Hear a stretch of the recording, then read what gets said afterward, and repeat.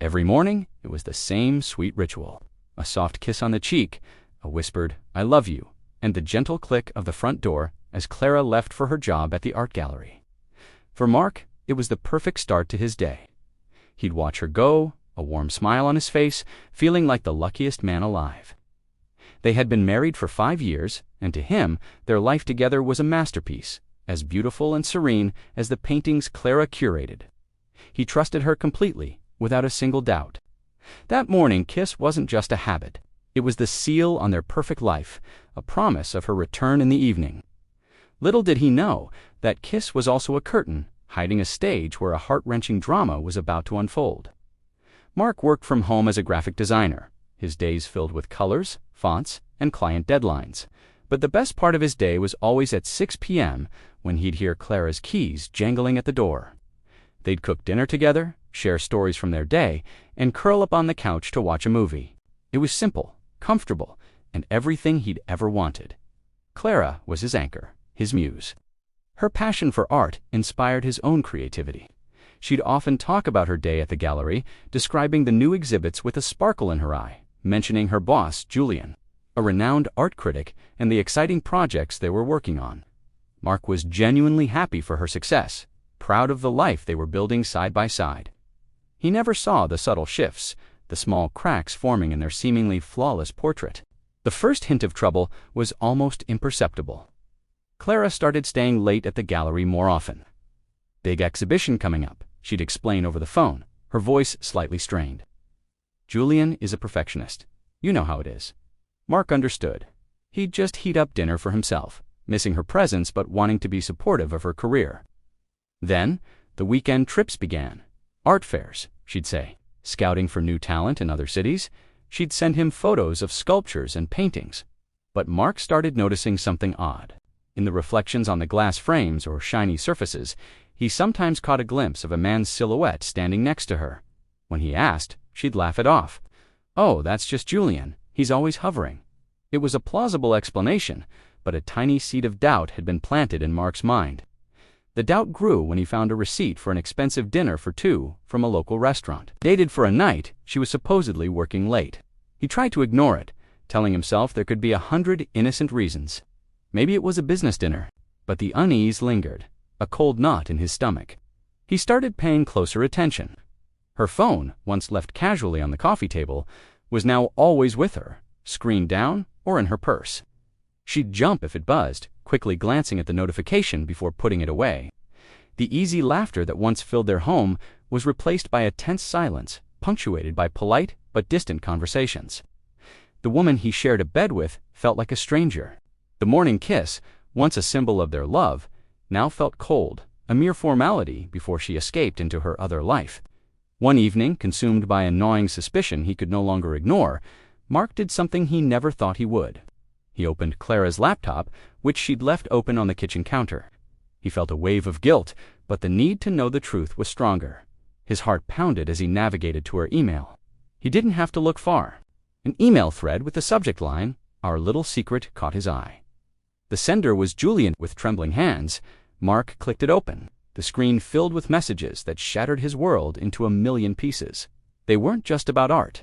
They were filled with declarations of love, secret pet names, and detailed plans for their clandestine meetings. They wrote about escaping together, about a future that didn't include him.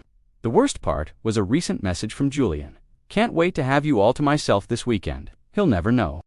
This weekend was their anniversary. Clara had told him she had to go on a last-minute business trip. The pain was physical, a punch to the gut that left him breathless. Every memory, every "I love you," every morning kiss was now tainted a cruel lie. The perfect life he cherished was a carefully constructed illusion. He felt a storm of emotions, betrayal, anger, and a profound, bottomless sadness. For a moment, he wanted to smash the laptop, to scream, to confront her the second she walked through the door. But then, a cold clarity washed over him. A dramatic confrontation was what she might expect. It would give her the chance to twist the narrative, to play the victim. No, he wouldn't give her that satisfaction. The man she thought was a simple, trusting husband was about to paint his own masterpiece, one of quiet, undeniable truth.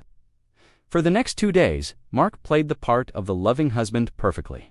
He helped her pack for her business trip, even reminding her to pack her favorite scarf. He kissed her goodbye that Friday morning, the familiar ritual now feeling like a scene from a tragic play. "Have a great trip, honey. Be safe," he said, his voice steady despite the turmoil inside. As her car pulled away, he didn't feel sadness, only a grim resolve. His plan was already in motion. He had spent the last 48 hours meticulously gathering evidence. He printed the emails, took screenshots of the messages, and even found their hotel reservation, which Clara had carelessly left in the browser history. He then called their closest friends and both of their families. "I'm throwing a surprise anniversary party for Clara," he announced, his voice filled with fake excitement. "She thinks she's on a business trip, but I'm going to surprise her when she gets back on Sunday evening. Please, be at our house by 7 p.m. It's a huge secret." Everyone was thrilled. They praised him for being such a thoughtful husband. No one suspected a thing. The stage was set. The audience was invited. The star of the show had no idea what was waiting for her. Sunday evening arrived.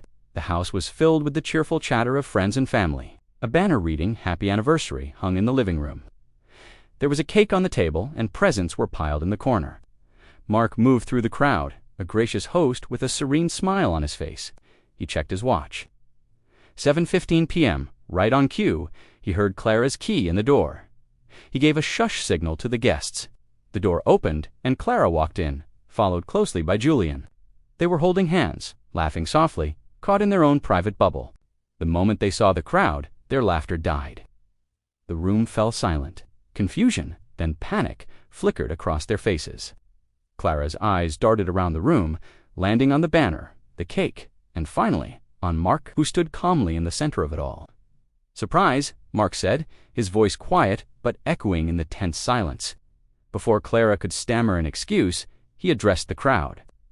"Thank you all for coming to celebrate our anniversary. It seems Clara brought a +1. He then looked directly at Clara, his eyes holding no anger, only a cold, hard finality. "Clara, Julian, I believe you both know everyone, and soon everyone will know you." He gestured to the large TV screen on the wall. With a click of a remote, the screen lit up, displaying the first of the incriminating emails. A collective gasp went through the room as he methodically clicked through the evidence. The romantic messages, the photos, the hotel reservation for their anniversary weekend. The story of their betrayal unfolded for everyone to see in black and white. Clara's face turned pale, and Julian looked like he wanted the floor to swallow him whole. There were no excuses, no denials, no escape. The truth, stark and undeniable, was on full display. Mark didn't raise his voice. He didn't need to.